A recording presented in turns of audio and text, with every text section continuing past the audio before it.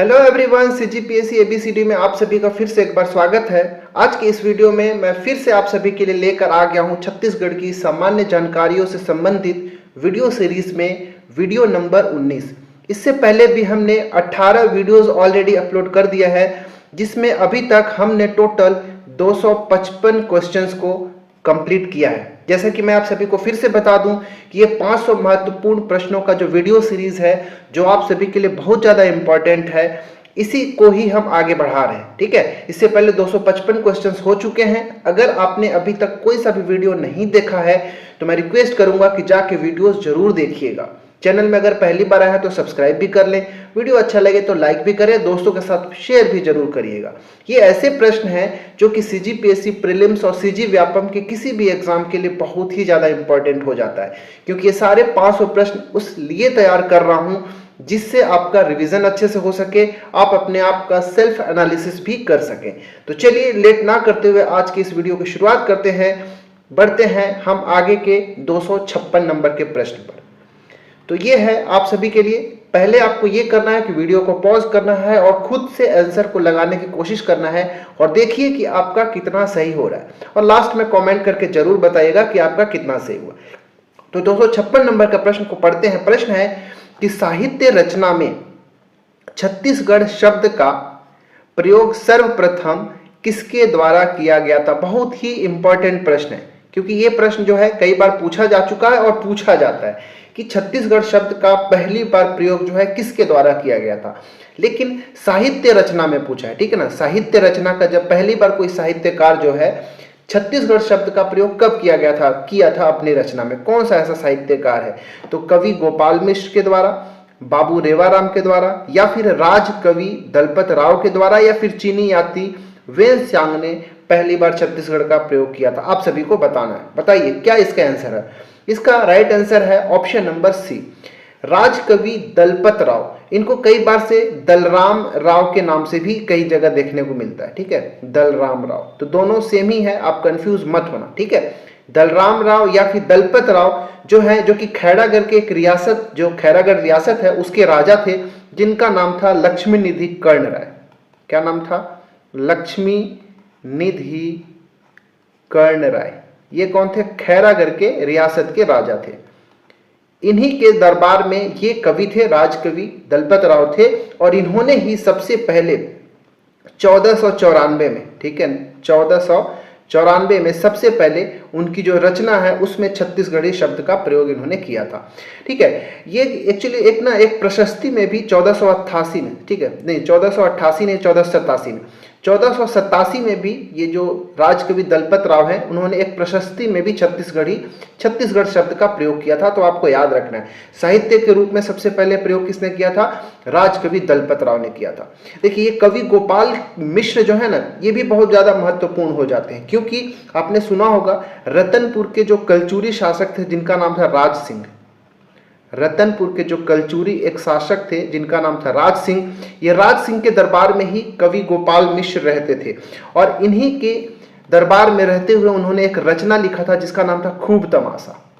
और इस खूब तमाशा नामक जो इनकी रचना है, इस रचना में भी इन्होंने छत्तीसगढ़ शब्द का प्रयोग किया था सन 1746 में।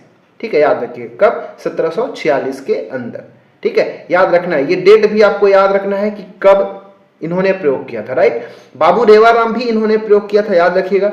जो आधुनिक इतिहासकार है छत्तीसगढ़ के, जो प्रथम, ठीक है, छत्तीसगढ़ के प्रथम आधुनिक इतिहासकार, ये ऐसे प्रथम आधुनिक इतिहासकार हैं जिन्होंने पहली बार 1896 में, आधुनिक इतिहासकारों में मैं बात कर रहा हूं, 1896 में इनकी एक रचना आई थी जिनका नाम था विक्रम विलास। एग्जाम में पूछा जा चुका है दोस्तों, इसको याद रखिएगा। विक्रम विलास किसकी रचना है? तो ये किसका? बाबू रेवाराम की रचना है। तो इसके अंदर भी 1896 में बाबू रेवाराम ने छत्तीसगढ़ शब्द का प्रयोग किया था। ठीक है ना। और चीनी यात्री वेनसांग तो आप जानते हैं, इसने छत्तीसगढ़ शब्द का प्रयोग नहीं किया था।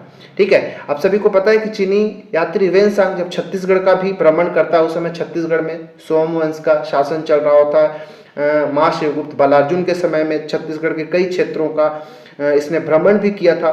तो जो छत्तीसगढ़ के लिए क्या शब्द का प्रयोग किया था? एक्चुअली में जब ये जो वेनसांग है, इसका जो यात्रा वृत्तांत है, वेनसांग का जो यात्रा वृत्तांत है उसका नाम क्या है? आप सभी को यह भी याद रखना है, सी यू की। ठीक है, वेनसांग की यात्रा वृत्तांत का नाम क्या है? सी यू की। एग्जाम में यह भी पूछा जा चुका है। और सी यू की जो इसका यात्रा वृत्तांत है उसी में जो वेनसांग है इसने छत्तीसगढ़ को किस नाम से वर्णन किया है? तो उसका है कियासलो।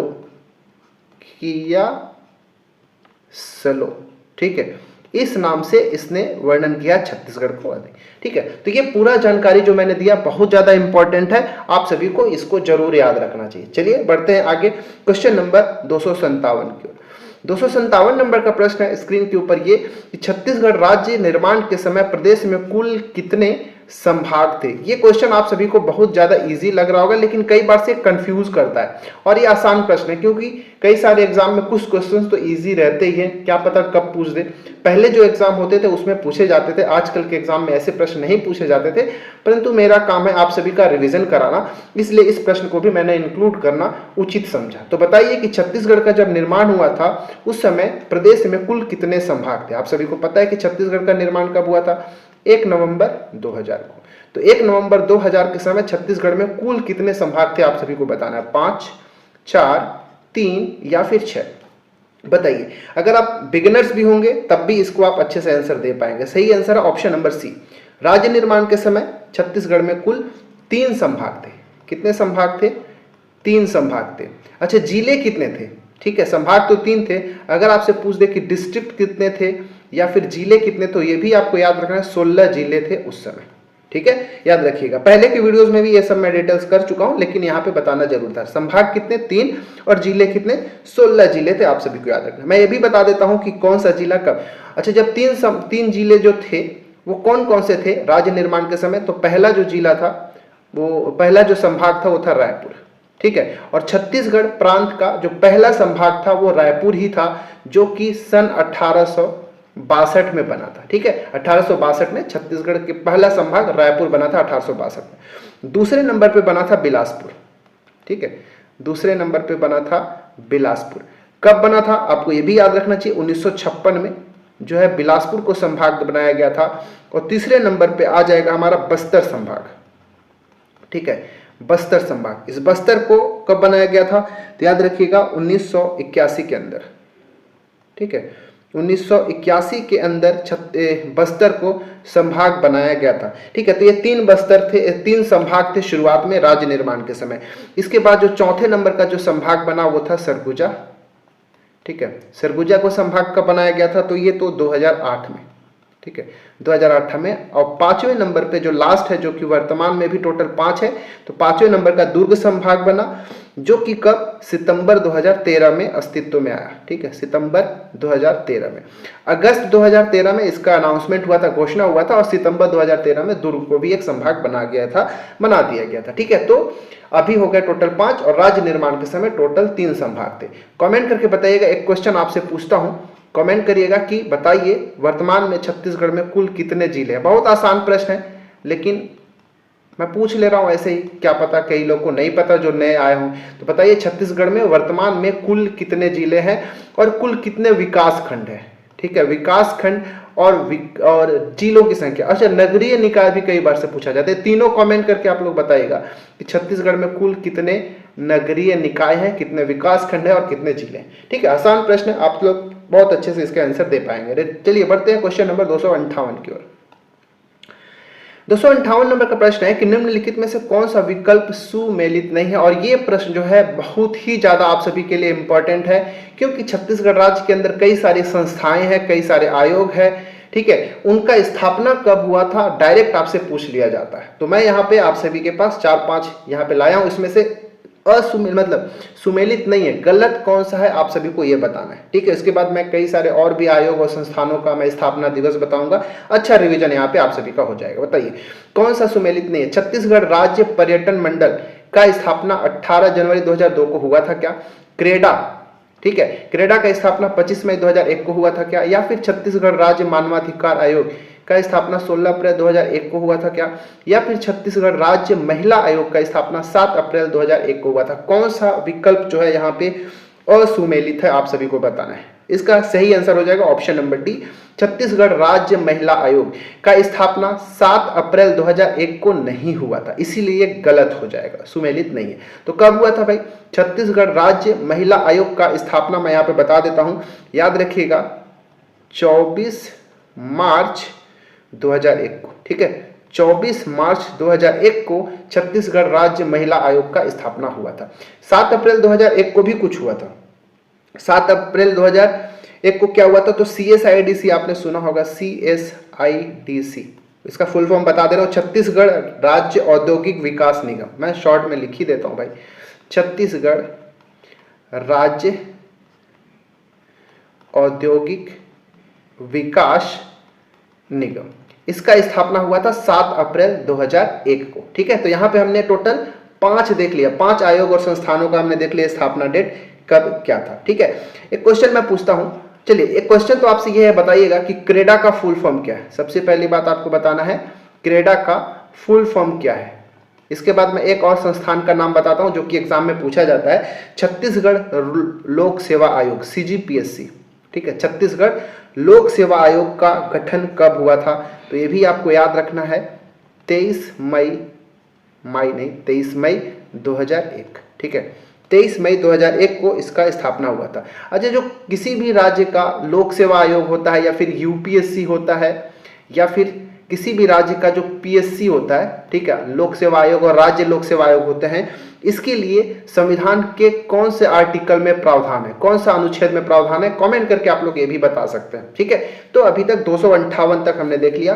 तो बढ़ते हैं अब क्वेश्चन नंबर 259 नंबर का प्रश्न है, बहुत आसान प्रश्न तो है और इंपॉर्टेंट प्रश्न है, ठीक है, क्योंकि पर्व त्योहार से संबंध भी प्रश्न जो है पूछे जाते हैं, संस्कृति से संबंधित। आंवला पूजा आप सभी ने सुना होगा, ये आंवला पूजा जो है ये किस माह के किस दिन को मनाया जाता है, ठीक है। मैंने प्रश्नों को अच्छे से यहाँ पे बनाया है ताकि आपका दिन भी याद हो जाए और किस माह में मनाया जाता है ये भी क्लियर आपका हो जाए। बताइए कि जो आंवला पूजा है वो किस माह में, जो हिंदी वाली जो माह होती है ना हमारा, ठीक है, इंडियन कैलेंडर के अकॉर्डिंग, तो उसमें बताना है कि आंवला पूजा किस माह में और किस दिन को मनाया जाता है। कार्तिक माह के शुक्ल पक्ष नवमी को, पौष माह के शुक्ल पक्ष एकादशी को, या फिर कुंवार को आश्विन भी कहते हैं, माह के शुक्ल पक्ष में प्रथमा से लेकर नवमी तक, या फिर भादो माह के, भाद्रपद भी इसको कहते हैं, भादो माह के शुक्ल पक्ष तृतीया को। बताइए कौन सा इसका सही आंसर हो जाएगा, ठीक है। इसका राइट आंसर है ऑप्शन नंबर ए, ठीक है, ऑप्शन नंबर ए इसका बिल्कुल सही है कि कार्तिक माह का शुक्ल पक्ष का जो नवमी होता है उस दिन आंवला पूजा मनाया जाता है, आंवला पूजा त्योहार को मनाया जाता है, ठीक है।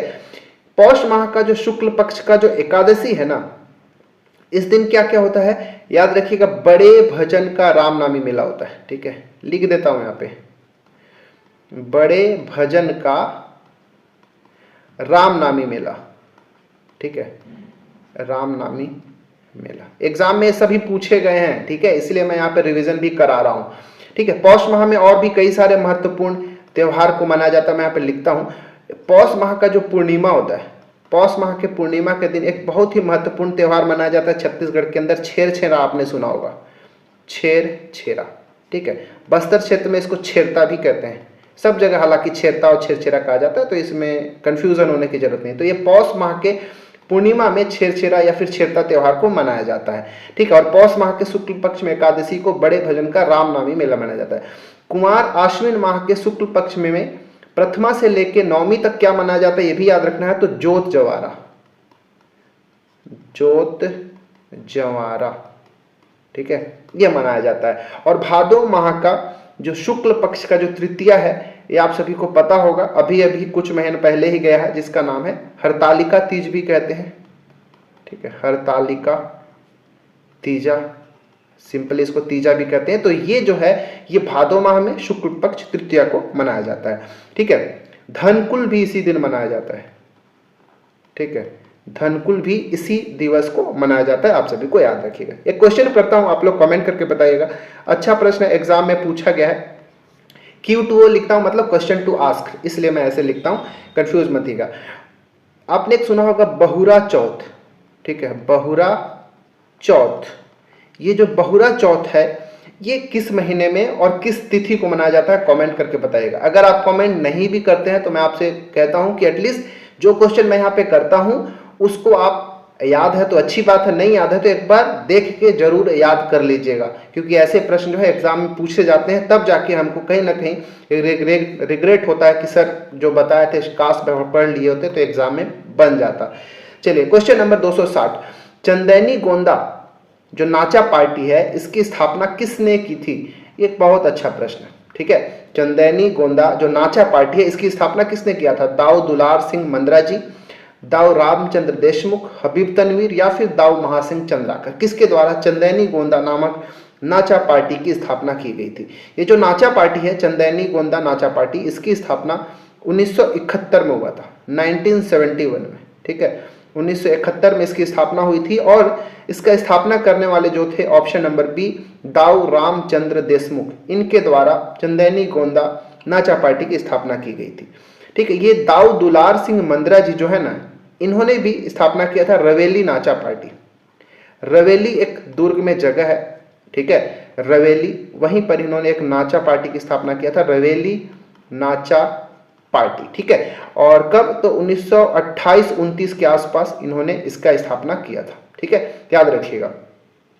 और हबीब तनवीर के बारे में आपने तो जाना ही होगा, इन्होंने कई सारे थिएटर्स भी बनाया था, ठीक है, थिएटर का भी स्थापना किया था। जैसे एक आपने सुना होगा, इनके बारे में दो इनका याद रखिएगा, एक आपने सुना होगा हिंदुस्तान थिएटर, ठीक है, हिंदुस्तान, इनको पद्मश्री भी दिया गया था बाद में, हिंदुस्तान थिएटर। हिंदुस्तान थिएटर का स्थापना इन्होंने 1954 में किया था, बहुत पहले 1954 के अंदर। कहाँ किया था? दिल्ली के अंदर, ठीक है, दिल्ली में इन्होंने स्थापना किया था। इसके बाद नया थिएटर रायपुर के अंदर भी एक और स्थापना किया था जिसका नाम था नया थिएटर, ठीक है। ये नया थिएटर कब? तो 1959 में, 5 साल बाद 1959 में किया था और रायपुर के अंदर किया था इसका स्थापना, ठीक है। तो ये सभी डिटेल्स जरूर याद रखना है। दाऊ महासिंह चंद्राकर के बाद में याद रखिएगा, इन्होंने एक नाचा पार्टी का स्थापना किया था जिसका नाम था सोन्हा बिहान, ठीक है, क्या नाम था? सोन्हा बिहान, इसका स्थापना इन्होंने किया था। चलिए एक आसान सा क्वेश्चन करता हूं, आप लोग कमेंट करके बताइएगा। नाचा से संबंधित प्रश्न है तो नाचा से संबंधित ही आप सभी से पूछ लेता हूं। बताइए कि नाचा के भीष्म पितामह किसको कहा जाता है? ठीक है, नाचा के भीष्म पितामह किसको कहा जाता है? ऑप्शन में वो नाम है, इन्हीं में से एक है, आप सभी लोग कमेंट करके बताइएगा कि नाचा का भीष्म पितामह किसको कहा जाता है। ठीक है, चलिए बढ़ जाते हैं 261 नंबर के प्रश्न में। 261 नंबर का प्रश्न है कि किस पांडु वंशीय शासक ने सकल कोसलाधिपति की उपाधि धारण की थी? बहुत ही ज्यादा इंपॉर्टेंट प्रश्न, ठीक है, प्रश्न यहां से पूछे जाते हैं, जो उपाधि से संबंधित पूछे जाते हैं। सकल कोसलाधिपति की उपाधि जो है किस पांडु वंशीय शासक ने की थी, धारण की थी, आप सभी को बताना है। महाशिवगुप्त बालार्जुन, महाशिव तीवरदेव, हर्षगुप्त या फिर इंद्रबल, किसके द्वारा किया गया था स्थापना, आप सभी को बताना। राइट आंसर है इसका ऑप्शन नंबर बी, महाशिव तीवरदेव। इसने ही सकल कोसलाधिपति की उपाधि धारण की थी। ठीक है, याद रखना, सकल कोसलाधिपति की उपाधि धारण किसने की थी? तो महाशिव देव तीवरदेव के द्वारा। इसके अलावा और भी इसने कई उपाधि भी धारण किया था, जैसे कोसलाधिपति भी किया था। ठीक है, आगे और बताऊंगा। ठीक है, चलिए अब यहाँ पे देखते हैं, ये जो महाशिवगुप्त बालार्जुन है ना, इसने एक उपाधि धारण की थी जिसका नाम था परम महेश्वर। ठीक है, सिंपल याद रखिएगा, परम महेश्वर जो उपाधि है किसकी है? महाशिवगुप्त बालार्जुन की उपाधि है। हर्षगुप्त तो आप जानते ही होंगे, ये हर्षगुप्त जो हैं ये महाशिवगुप्त बालार्जुन के पिताजी हैं। मतलब आपने सुना होगा रानी वास्टा का नाम। ठीक है, तो रानी वास्टा जो है इनकी पत्नी है हर्षगुप्त की, और मतलब कह लीजिए कि हर्षगुप्त और रानी वास्टा की जो पुत्र हुए महाशिवगुप्त बालार्जुन हुए। ठीक है, याद रखना। इंद्रबल जो है आप सभी को पता होना चाहिए कि छत्तीसगढ़ में, ठीक है, छत्तीसगढ़ के अंदर जो पांडु वंश हुआ, जिसको हम सोमवंश के भी नाम से जानते हैं, छत्तीसगढ़ का जो पांडु वंश है या जो सोमवंश है, इसके वास्तविक संस्थापक कौन है? तो इंद्रबल है। ठीक है, इसके वास्तविक संस्थापक कौन हुए? तो इंद्रबल को माना जाता है। ठीक है, याद रखना, ये सब बताना। ठीक है, एक क्वेश्चन कर दूं क्या? आप लोग कमेंट करके बताइएगा। ठीक है, चलिए मैं ही बता देता हूं। कलचुरी वंश के एक शासक थे, क्योंकि ये प्रश्न जो है किससे उपाधि संबंधित है, तो मैं यहाँ पे बताना उचित समझता हूँ कि कलचुरी वंश का एक शासक थे जिनका नाम था पृथ्वीदेव प्रथम। ठीक है, पृथ्वीदेव प्रथम। इनका भी एक उपाधि है जिसका नाम है सकल कोसलाधिपति। तो कंफ्यूज नहीं होना है, दोनों ने धारण किया था, सकल कोसलाधिपति। ठीक है, सकल कोसलाधिपति। तो कलचुरी वंशी शासक पृथ्वीदेव प्रथम का भी ये उपाधि है और जो महाशिव तीवर देव है इनका भी उपाधि है, याद रखिएगा। ठीक है, चलिए अब बढ़ जाते हैं क्वेश्चन नंबर 262 की ओर। 262 नंबर का प्रश्न है, इसको ध्यान से पढ़िए और फिर उत्तर देने की कोशिश करिए। प्रश्न है कि चित्तौड़गढ़, जिसको हम लाफागढ़ भी कहते हैं, छत्तीसगढ़ का लाफागढ़, छत्तीसगढ़ का चित्तौड़गढ़ किसको कहा जाता है? लाफागढ़ के अंदर, लाफागढ़ को। तो ये लाफागढ़ का जो किला है किस कलचुरी शासक के द्वारा बनवाया गया था? वेरी वेरी इंपॉर्टेंट प्रश्न। ठीक है, बताइए किस शासक ने चित्तौड़गढ़ लाफागढ़ का किला बनवाया था? रत्नदेव प्रथम, कलिंगराज, जाजल देव प्रथम या फिर पृथ्वीदेव प्रथम? किसने इसको बनवाया था? ठीक है, सही आंसर है ऑप्शन नंबर डी। ठीक है, पृथ्वीदेव प्रथम के द्वारा ये चित्तौड़गढ़ लाफागढ़ का किला जो है बनवाया गया था। एक्चुअली में जो लाफागढ़ का किला है ना, मैं यहाँ पे लिखता हूँ, थोड़ा सा इसके बारे में डिटेलिंग करता हूँ, ध्यान सुनिएगा। जो लाफागढ़ का जो किला है इसको बनवाया किसने था? पृथ्वीदेव प्रथम ने बनवाया था। इस किला के अंदर ना 3 द्वार थे। ठीक है, मतलब और भी दीवार है लेकिन मुख्य रूप से 3 दीवार हैं। इन तीनों दीवारों का नाम भी एक बार पूछा जा चुका है। ठीक है, जो तो पहला जो दीवार नहीं, दरवाजा, पहला द्वार। ठीक है, लाफागढ़ किलों के 3 प्रमुख द्वार, उनका नाम भी एग्जाम में पूछा जा चुका है। एक का नाम है मेनका द्वार। ठीक है, मेनका द्वार। जो दूसरा है उसका नाम है सिंह द्वार, सिंह द्वार। और तीसरे का नाम याद रखिएगा हुंकारा द्वार, हुंकारा द्वार। ये तीनों द्वार जो है इसका लाफागढ़ के किले के अंदर का द्वार है। ठीक है, और इसके अलावा जो ये पृथ्वीदेव प्रथम है, इन्होंने और भी कई निर्माण कार्य किया, जिसमें से रतनपुर के अंदर एक विशाल तालाब का निर्माण करवाया था इन्होंने। ठीक है, रतनपुर के अंदर एक विशाल तालाब का निर्माण किसने कराया था? तो पृथ्वीदेव प्रथम ने कराया था। इसके अलावा तुमान के अंदर, तुमान जो है ये जो कलचुरी वंशीय जो शासक थे उनका शुरुआती राजधानी वहीं होता था। तो तुमान के अंदर भी इन्होंने निर्माण कराया, एक मंदिर का निर्माण कराया था जिसका नाम है पृथ्वी देवेश्वर मंदिर। ठीक है, पृथ्वी देवेश्वर मंदिर का निर्माण इन्होंने कराया था। ठीक है, याद रखिएगा, पूरा डिटेल याद रखिएगा। इनकी उपाधि, पृथ्वीदेव प्रथम की भी कई सारी उपाधि, एक तो पहले भी हमने देखा, इनकी उपाधियों को नाम आप ध्यान से देख लीजिएगा कि कंफ्यूज मत होना। इनकी कई सारी उपाधि था, जिसमें एक तो हमने देख ही लिया, सकल कोसलाधिपति। ठीक है, सकल कोसलाधिपति, ये पहला। ठीक है, और इसके बाद याद रखिएगा इन्होंने प्रचंड कोसलाधिपति का भी उपाधि धारण किया था। प्रचंड, फिर आगे कोसलाधिपति सेम है, प्रचंड कोसलाधिपति। इसके बाद महामंडलेश्वर, महामंडलेश्वर की उपाधि इन्होंने धारण किया था। इसके बाद समाधिगता शेष, समाधिगता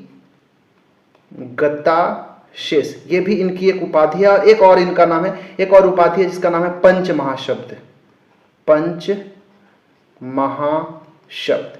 तो ये था पृथ्वीदेव प्रथम के बारे में महत्वपूर्ण जानकारी है। ये सब को आप लोग नोट करके रखिएगा। ठीक है, बढ़ते हैं क्वेश्चन नंबर 263 की ओर। 263 नंबर का प्रश्न है आप सभी के लिए कि किस कलचुरी शासक ने अपने राज्य क्षेत्र में जमाबंदी प्रणाली की शुरुआत की थी? बहुत ही ज्यादा इजी, बहुत ही ज्यादा इंपॉर्टेंट। ठीक है, बताइए किस शासक के द्वारा अपने क्षेत्र में जमाबंदी प्रणाली की शुरुआत की गई थी? तखत सिंह, राज सिंह, कल्याण शाह या फिर रघुनाथ सिंह? पता होगा इसका आंसर आप सभी को शायद। Right answer option number C, जो कल्याण शाह हैं, कलचुरी वंशी एक शासक है जिनका नाम है कल्याण शाह। इन्होंने ही अपने क्षेत्र में, जो रतनपुर का जो क्षेत्र था, उसमें जमाबंदी प्रणाली की शुरुआत किया गया था।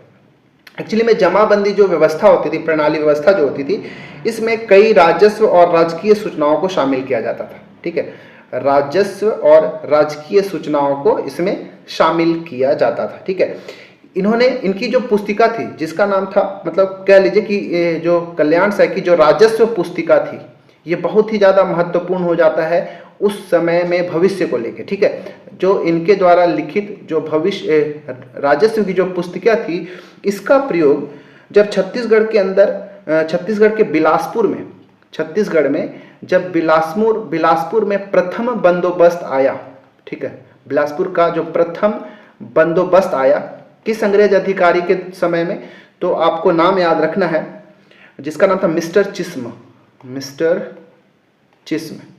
तो ये इनको अंग्रेज अधिकारी को, इनको जो है प्रथम बंदोबस्त जो है लागू करने जब आए थे बिलासपुर में, तो कोई आधार तो होना चाहिए ना। तो ये जो कल्याण साय की जो राजस्व पुस्तिका थी, उन्हीं को आधार मान के ही इस प्रथम बंदोबस्त को लागू किया गया था, ठीक है।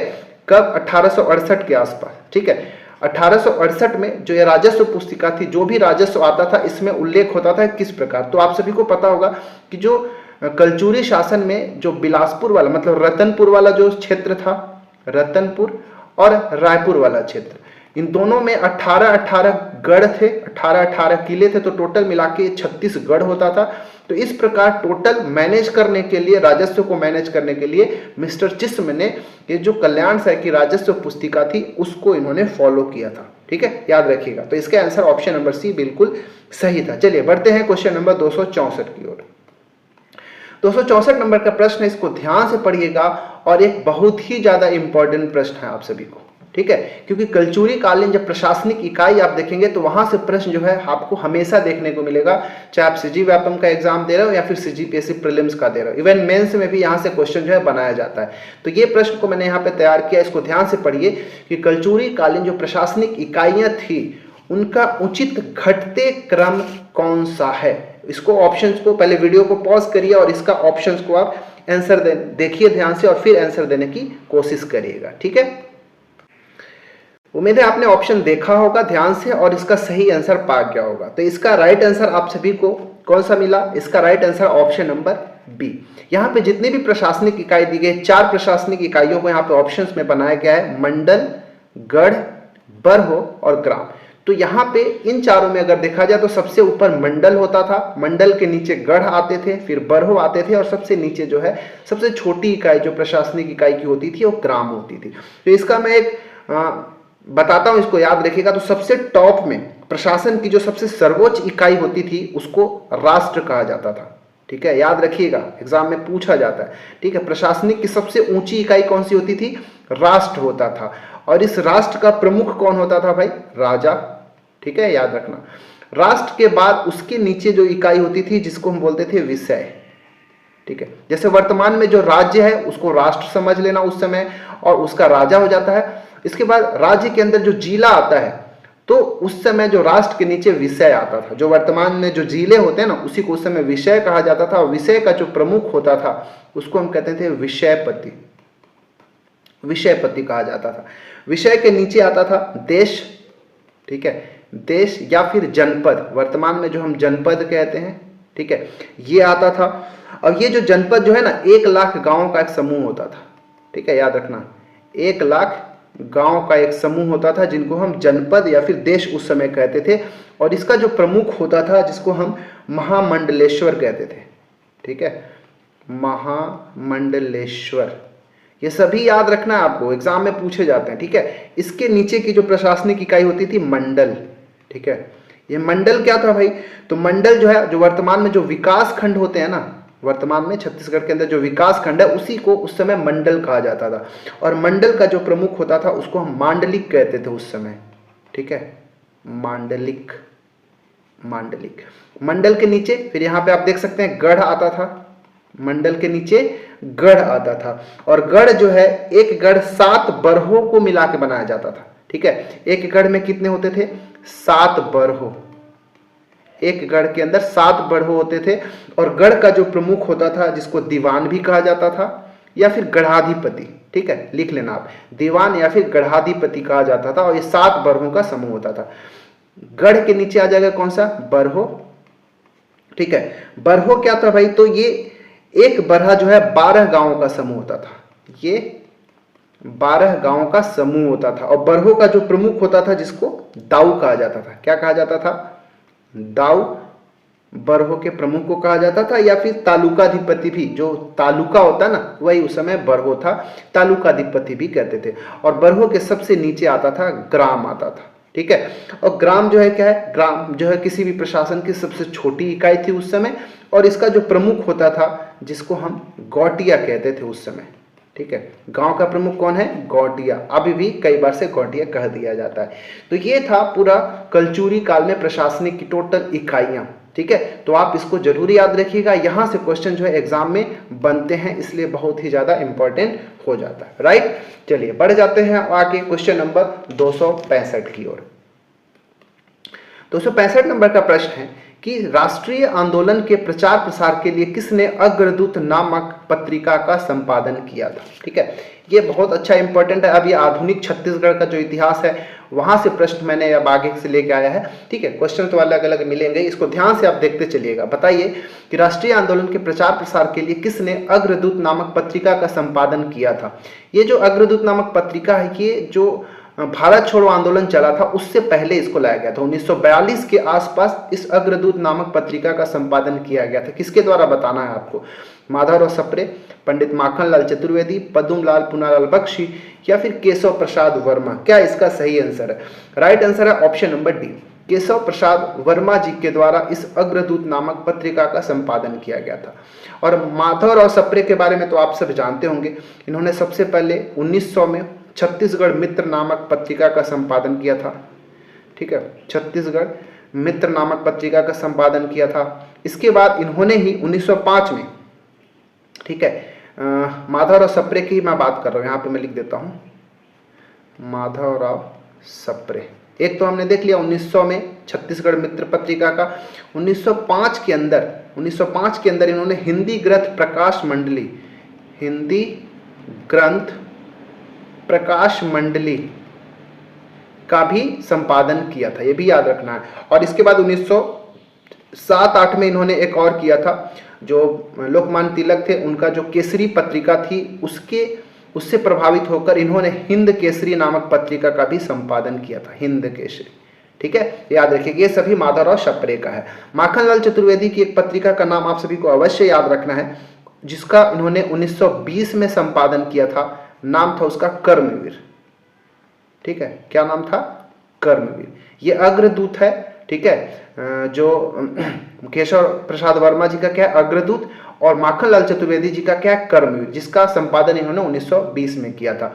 पद्मलाल पुनालाल बख्शी जी का भी याद रखना है, ये भी 1900 के आसपास ही राजनांदगांव के अंदर इन्होंने सरस्वती पत्रिका का संपादन किया था, सरस्वती पत्रिका, ठीक है। तो ये सभी पत्रिकाओं को आपको याद रखना है, जो कि राष्ट्रीय आंदोलन में बहुत ही महत्वपूर्ण भूमिका निभाया था। जब आप मेंस भी अब देंगे ना, तब भी इससे क्वेश्चन जो आपसे बनाए जाते हैं कि राष्ट्रीय आंदोलन का प्रचार प्रसार में क्या भूमिका थी पत्रिकाओं की, तो ये सब प्रश्न आपसे बना जाता है। एक क्वेश्चन जो है मैं आपसे पूछता हूं, कमेंट करके बताइएगा ये कि जेल पत्रिका, ठीक है, जेल पत्रिका का संपादन किसने और कब किया था, ठीक है। किसने और कब किया था इस जेल पत्रिका का संपादन? बहुत अच्छा प्रश्न है, इजी प्रश्न। बढ़ते हैं क्वेश्चन नंबर 266। 266 नंबर का प्रश्न है कि छत्तीसगढ़ में स्थित प्राचीनतम मंदिर कौन सा है? बहुत अच्छा प्रश्न है, बहुत इजी है, इंपॉर्टेंट है और बहुत ही शानदार प्रश्न है। बताइए कि छत्तीसगढ़ का सबसे प्राचीनतम मंदिर कौन सा है? चतुर्भुज विष्णु प्रतिमा बोढ़ीखार बिलासपुर, देवरानी जेठानी मंदिर तालागांव बिलासपुर, तालागांव, ठीक है, और बत्तीसा मंदिर बारसूर दंतेवाड़ा, या फिर लक्ष्मण मंदिर सिरपुर महासमुंद। कौन सा मंदिर जो है छत्तीसगढ़ का सबसे प्राचीनतम मंदिर है?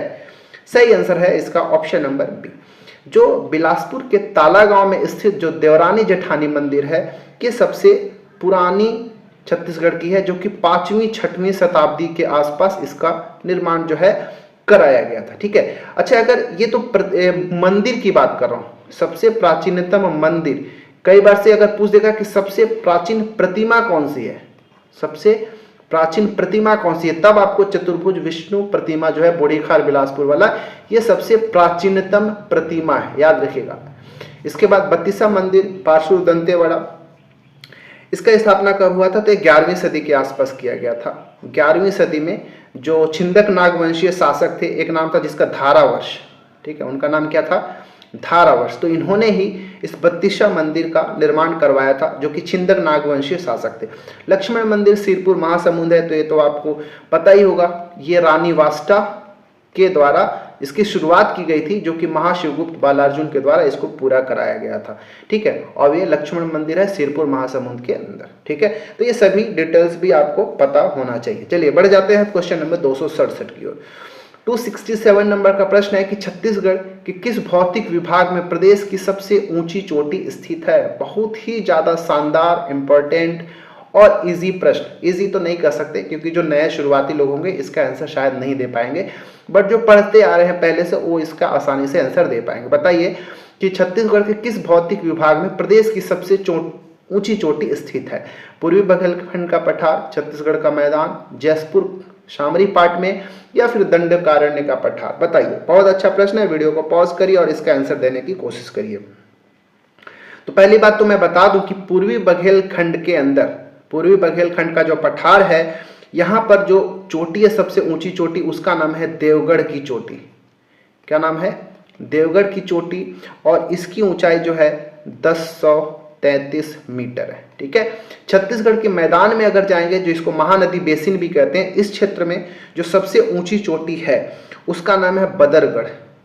ठीक है, बदरगढ़, बदरगढ़ की चोटी कहाँ है? छत्तीसगढ़ के मैदान में, या फिर कह लीजिए महानदी बेसिन क्षेत्र में स्थित है। और इसकी जो ऊंचाई है 1176 मीटर है। ठीक है, इसके बाद जसपुर शामरी पाट में आएंगे तो आपको यहाँ पे मिलेगा गौरलाटा चोटी।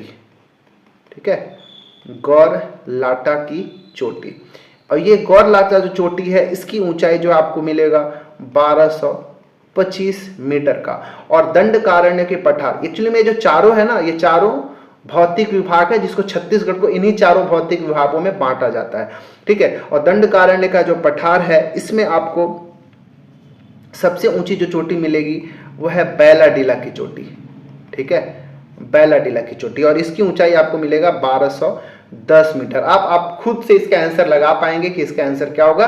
राइट आंसर हो जाएगा ऑप्शन नंबर सी, जसपुर शामरी पाट जो भौतिक विभाग है उसमें गौरलाटा चोटी है, जो कि छत्तीसगढ़ की सबसे ऊंची चोटी है, जिसकी ऊंचाई 1225 मीटर है। ठीक है, बाकी ये सारे ऑप्शंस को भी आपको याद रखना है, अच्छे से नोट करके रखना। ठीक है, चलिए बढ़ जाते हैं 268 नंबर का प्रश्न है कि निम्न में से कौन सी पर्वत श्रेणी छत्तीसगढ़ के छुरी उदयपुर की पहाड़ी में स्थित नहीं है।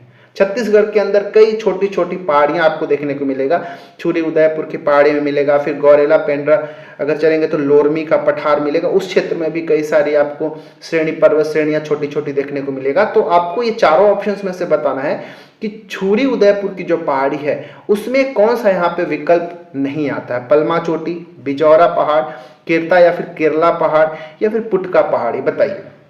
पहली बात तो मैं बता दूं कि ये पलमा चोटी है कहाँ, अगर ये पता हो। ये पलमा चोटी जो है ये गौरेला पेंड्रा मरवाही में आपको मिलेगा, जीपीएम गौरेला पेंड्रा मरवाही में।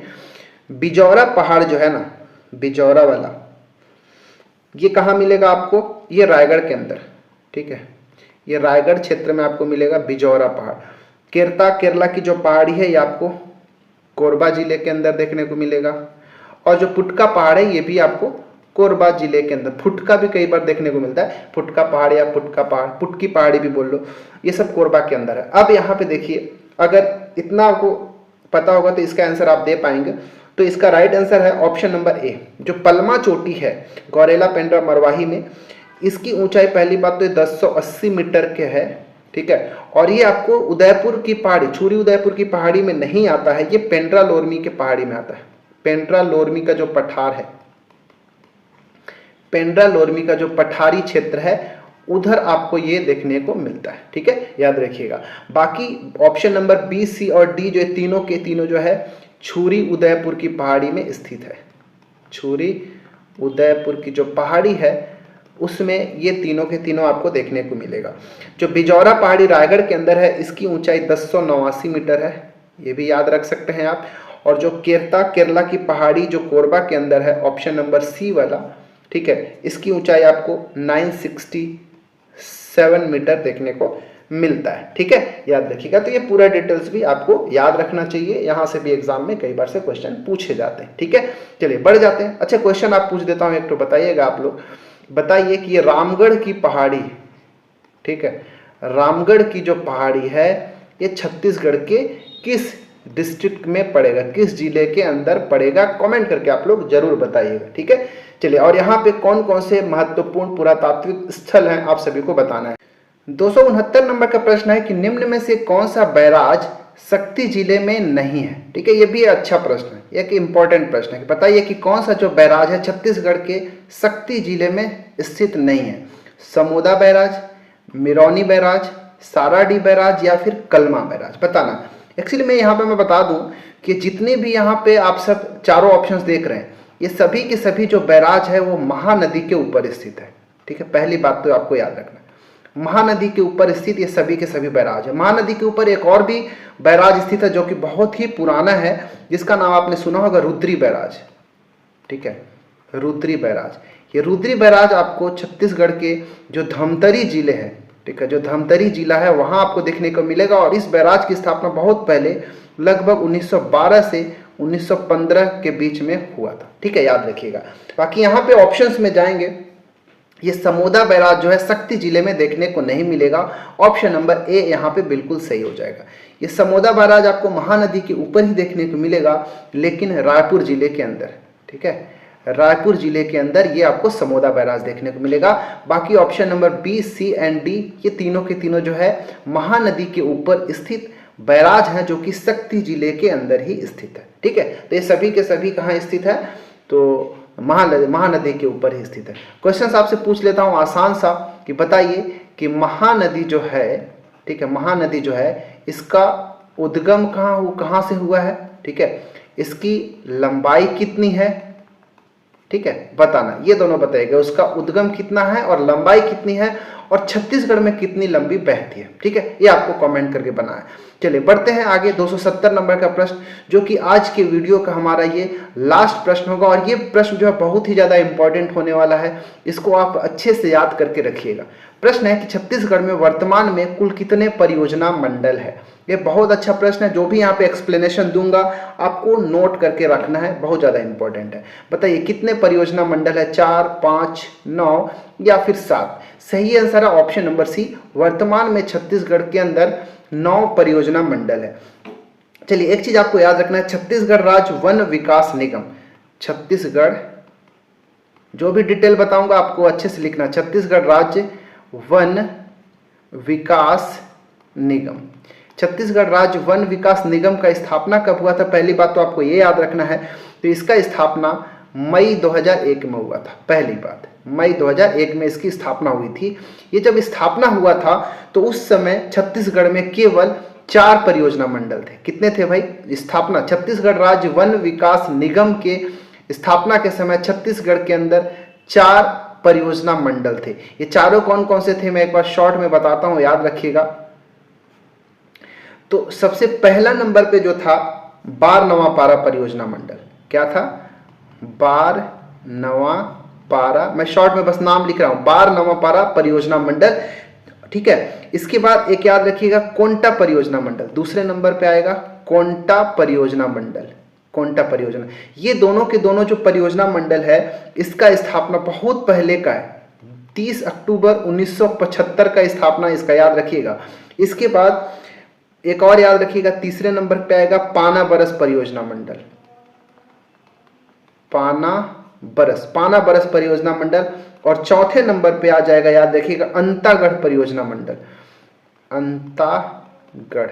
ये अंतागढ़ परियोजना मंडल भानु प्रतापपुर क्षेत्र में कांकेर में मिलेगा। और ये दोनों जो है पाना बरस और अंतागढ़ की परियोजना मंडल, इन दोनों का स्थापना जो है 17 दिसंबर 1976 को हुआ था। तो इस प्रकार ये जो 4 मैंने यहाँ पे परियोजना मंडल बताया, ये चारों के चारों राज्य निर्माण के समय थे, ठीक है।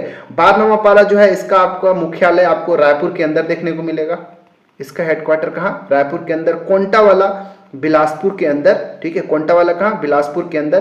पाना बरस वाला जो है ये राजनांदगांव के अंदर, पाना बरस की पहाड़ी भी है ना, आप सभी पता होना चाहिए, तो ये राजनांदगांव के अंदर। और अंतागढ़ जो है भानु प्रतापपुर तहसील के अंदर। तो ये सारा आप सभी को पता चल गया। बाकी आगे के 5 कौन से हैं आप सभी को मैं बता दूं, तो याद रखिएगा। बात आता है अब 23 अगस्त 2001 की, ठीक है, 4 हो गए। 5वां नंबर का कब बनेगा? 23 अगस्त 23 अगस्त 2001। 23 अगस्त 2001 को औद्योगिक वृक्षारोपण मंडल, मैं शॉर्ट में लिखूंगा, औद्योगिक वृक्षारोपण मंडल, ठीक है, वृक्षारोपण मंडल, इसका स्थापना ये कहा, कोरबा के अंदर। तो हमारे पास 5 हो गए, ये कहा 5वें नंबर का 23 अगस्त 2001 को कोरबा के अंदर। 6वें नंबर पे आए, 6वें नंबर पे फिर आगे गए 2003 में स्थापना होगा, 11 सितंबर 2003 को, 11 सितंबर 2003 को कवर्धा, यहाँ पे 2 बनेगा, ठीक है ना, याद रखिएगा, 5वां, 6वां और 7वां। 7वां भी 11 सितंबर 2003 को ही बनेगा, याद रखिएगा। तो 6वां 7वां दोनों, ये दोनों कौन कौन से, एक हो जाएगा हमारा कवर्धा परियोजना मंडल कबीरधाम के अंदर, और एक सरगुजा परियोजना मंडल, ठीक है। तो ये 6वां हो गया कवर्धा में और 7वां हो गया सरगुजा। कवर्धा वाला कबीरधाम में, सरगुजा वाला अंबिकापुर में इसका हेडक्वार्टर, और ये दोनों 6वां 7वां दोनों की स्थापना 11 सितंबर 2003 को। तो 7 हो गया। 8वें नंबर का स्थापना जो होगा 29 जून 2016 को, 29 जून 2016 को औद्योगिक वृक्षारोपण मंडल जगदलपुर, ठीक है, मैं शॉर्ट में लिखता हूं, औद्योगिक वृक्षारोपण मंडल जगदलपुर के अंदर, ठीक है। 8 हो गया। और 9वां और लास्ट यहाँ पे याद रखना आपको, औद्योगिक वृक्षारोपण मंडल, जिसका स्थापना 23 दिसंबर 2017 को हुआ था, ठीक है।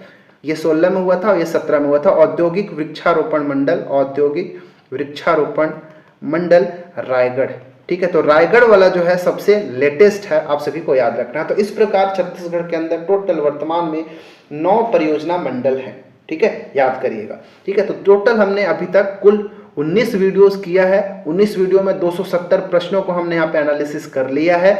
आगे की वीडियो में भी आपको टोटल कराएंगे और 500 महत्वपूर्ण प्रश्न जो है आप सभी के लिए कराएंगे, जो कि एग्जाम में जाने से पहले अगर देख के जाते हैं, एनालिसिस करके जाते हैं और टेस्ट की तरह देखे जाते हैं, तो एक अलग ही कॉन्फिडेंस के साथ आप एग्जाम में देखने को मिलेंगे। चलिए मिलते हैं किसी और वीडियो में, इसमें इतना ही।